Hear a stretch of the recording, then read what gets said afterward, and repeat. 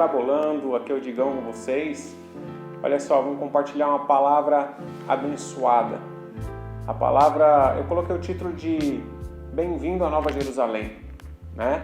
Que fala sobre a cidade santa, a cidade onde nós vamos morar com o nosso Rei, com o nosso Jesus, com o nosso Mestre.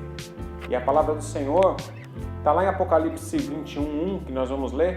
Eu queria que vocês acompanhassem comigo aí. Então eu vi um novo céu e uma nova terra, o primeiro céu e a primeira terra desapareceram, e o mar sumiu.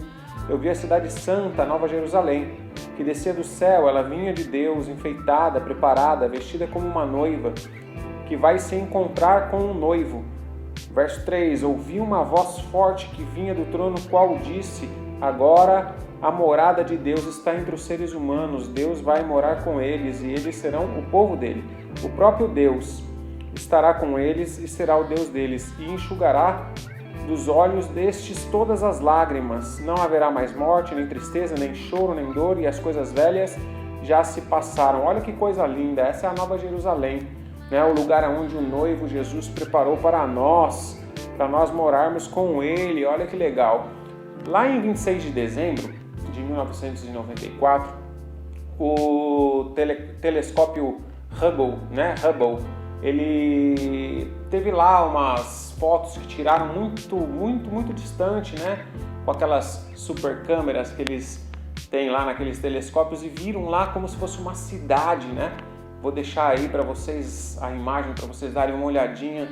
Então, eles, olha que legal, viram lá, bateram as fotos e viram como se fosse uma cidade flutuando. Se era ou não era, a gente não sabe, né? Mas parecia realmente uma cidade, né? Flutuando em pleno espaço sideral. Olha que muito louco, né? Nós estamos vividos em tempos onde a certeza que nós temos que Jesus está voltando, e logo nós conheceremos essa cidade santa. Com certeza o nosso Jesus logo vai nos arrebatar, e aí tem toda aquela história do arrebatamento, os 1000 anos, o milênio, onde nós vamos ficar com Jesus aqui na terra, e isso é uma bênção, né? O livro da Revelação de Apocalipse fala algumas coisas sobre a cidade santa, sobre as coisas que acontecem lá, como é a cidade santa. Fala lá que tem 2.500 quilômetros mais ou menos quadrados, né? Essa cidade, fala lá que são 12 portas feitas de pérola pura, né? Ruas de ouro, uma praça central, onde não haverá um templo, mas sim o Cordeiro e o próprio Deus terá o seu trono ali no centro da cidade. Olha que legal, né? Onde é construída em volta dessa cidade uma muralha, né? Então, ela é tão grande, tão linda, mas a questão que nós temos sempre no nosso coração, na nossa alma e no nosso espírito, é quem vai poder entrar, né, nessa cidade santa. Quem poderá entrar nesse lugar tão lindo, tão abençoado? E a própria palavra de Deus fala quem poderá entrar. Apocalipse 21:6 diz assim, e declarou ainda, tudo está realizado, sou o alfa e o ômega, o princípio e o fim. Todos quantos tiverem sede, olha só, todos quantos tiverem sede, eu lhe darei de beber graciosamente da água da vida.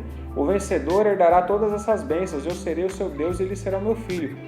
Mas, porém, os covardes, os incrédulos, o covarde significa aquele que não assumiu o seu chamado em Deus, ou seja, que Deus avisou, mas a pessoa não assumiu o seu chamado em Deus, né?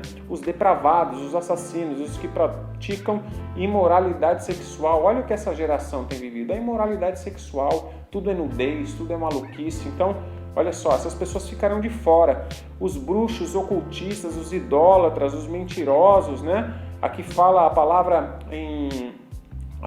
original aqui em grego é parmaqueus, né? Farmaqueus significa aqueles que fazem feitiçaria, que fazem entregas, que fazem ali as suas mandingas, as suas macumbarias, as suas coisas ali para entidades, para deuses estranhos, né? Ou seja, para demônios, né?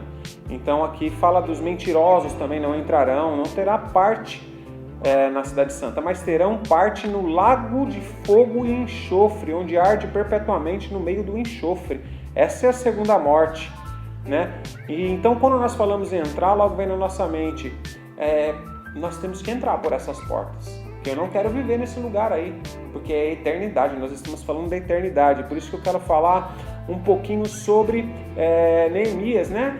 O copeiro do rei da Pérsia, né? Ele recebe a bênção do governador para restaurar, ele pede, ele tem esse desejo no coração dele, ele pede para restaurar os muros de Jerusalém e reedificar os muros. Então ele vai lá com a bênção do rei, né?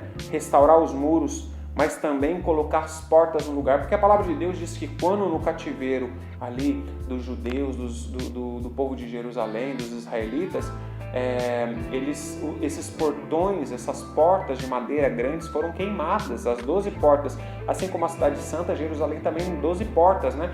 E elas foram queimadas na época, e ele ficou muito triste quando ele ficou sabendo lá com o irmão dele, que trouxe notícia, falou, poxa, está tudo queimado, está tudo destruído lá, né? E o mais legal é que a primeira porta que foi restaurada na visão ali de Neemias, ele pede para o sumo sacerdote, no caso na época Eliasabe, ajudar ele, junto com os outros sacerdotes, a restaurar. A primeira porta foi a porta do gado, conhecido também como porta das ovelhas.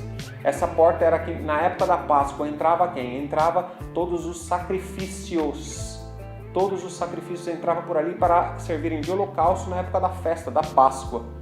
Pastor, o que você está querendo falar com toda essa maluquice aí? Eu estou querendo falar que a primeira porta que tem que ser restaurada para que a gente possa entrar na Nova Jerusalém é a porta do sacrifício, é a porta do gado, é a porta do holocausto, ou seja, eu tenho que entregar o meu corpo como sacrifício vivo e verdadeiro diante do Senhor, né? Fala lá em Romanos 12, fala isso sobre o nosso sacrifício, sobre as coisas que nós temos que fazer. Então a primeira porta da nossa alma é a porta do sacrifício, a porta da entrega. Eu tenho sim que acreditar na graça do Senhor, na cura do Senhor, na libertação do Senhor, mas eu tenho sim que me esforçar e restaurar a porta do gado, das ovelhas, a porta do holocausto, a porta do sacrifício na minha vida. Eles não entendiam na época, né? Por que Eliasabe foi das 12 portas de Jerusalém, por que foi a única porta que um sumo sacerdote reconstruiu, restaurou e ainda consagrou a Deus, né? Olha só o que Deus manda, como Deus é perfeito, porque Deus sabia que por ali um dia, num jumentinho, entraria quem? Entraria Jesus Cristo. Então aquela porta já estava sendo consagrada para que o sacrifício perfeito, Jesus Cristo, um dia entrasse ali.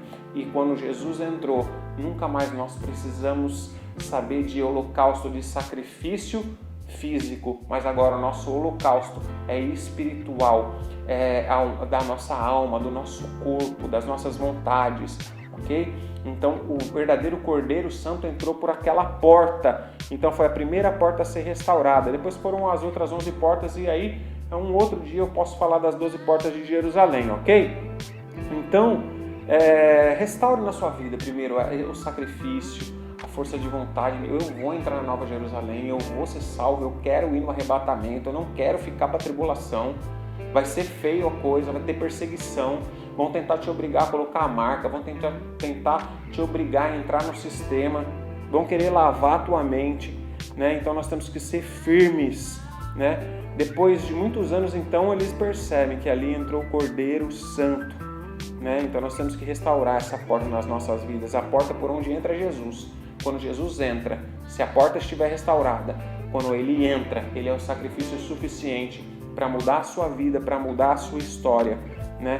Então, através de Jesus, nós podemos realmente ter um coração puro, né? Salmo 24, quem poderá subir ao santo monte do Senhor? Aquele que tem coração puro, mãos limpas e coração puro. Então, é só Jesus para te fazer mãos limpas e coração puro, somente o Cordeiro. Então, essa é a porta que nós temos que restaurar para realmente subir ao santo monte do Senhor, né?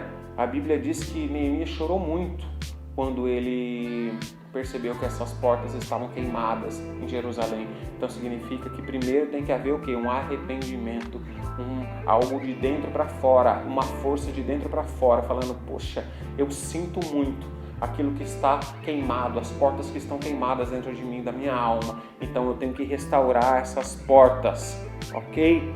Apocalipse 21, os 12 portões são de pérolas, falando da Nova Jerusalém, e cada um desses portões era feito de uma só pérola. Olha só, os portões da Nova Jerusalém são feitos do quê? São feitos de pérola. Isso significa... Eu vou explicar um pouquinho como que funciona a formação de uma pérola, né?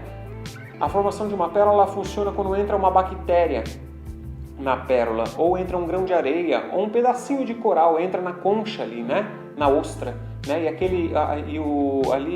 A lesma, né? A ostra, ela começa a se incomodar com aquele grão de areia, com aquela bactéria, e ela começa a tentar expulsar, e ela vê que ela não consegue. Então aquela imperfeição dentro dela, a única coisa que ela é capaz de fazer é envolver aquilo ali com um material precioso chamado nácar. E esse material precioso começa a envolver esse grão de areia, ou essa bactéria, ou esse pedacinho de coral. E aquilo que era para ser uma sujeira, para ser um incômodo, acaba se tornando uma das joias mais valiosas do mundo. Assim é Deus com as nossas vidas. Ele vê que você é imperfeito, Ele vê que tem grão de areia, Ele vê que tem algumas coisas que tem que ser transformadas, e Ele te dá a oportunidade nessa noite, nesse dia, nessa tarde, no horário que você está ouvindo, no seu trabalho, caminhando essa palavra. Ele dá a oportunidade para você. Poxa, eu vou restaurar a porta do gado, eu vou restaurar a porta das ovelhas, eu vou fazer dessa sujeira, eu vou fazer disso que me incomoda, dessa mágoa, dessa falta de perdão, uma pérola na minha vida. E eu começo a liberar um nácar. Sabe o que é um nácar na sua vida? O Espírito Santo de Deus. E o Espírito Santo de Deus está totalmente disponível, nós recebemos como herança. E Ele vai começar a envolver tudo aquilo que te incomoda, tudo aquilo que te espeta, e vai transformar aquilo em uma pérola, que é o mesmo material para você poder entrar na porta. A porta é de pérola, então nós temos que ser também dentro de nós, a nossa alma tem que ser de pérola também. Vamos restaurar a porta das ovelhas nas nossas vidas, vamos transformar o que é sujeira, o que é incômodo, o que é mágoa, o que é falta de perdão, em uma pérola nas nossas vidas. E Jesus é perito nisso, em transformar maldição em bênção. Ele vê você como uma pérola, Ele te ama. Aceite o Senhor Jesus na sua vida, de todo o seu coração, como seu único e suficiente Salvador. Eu queria que você fizesse uma oração comigo. Diga assim: Senhor Jesus, hoje eu te aceito como meu único e suficiente Salvador. Escreve o meu nome no livro da vida e apaga o meu nome do livro da morte. Eu me arrependo dos meus pecados e te aceito como meu Salvador. Transforma tudo que há de ruim em mim em uma pérola, para que eu possa entrar nos portões de pérola da Nova Jerusalém. Amém. Deus abençoe, queridos. Um beijão.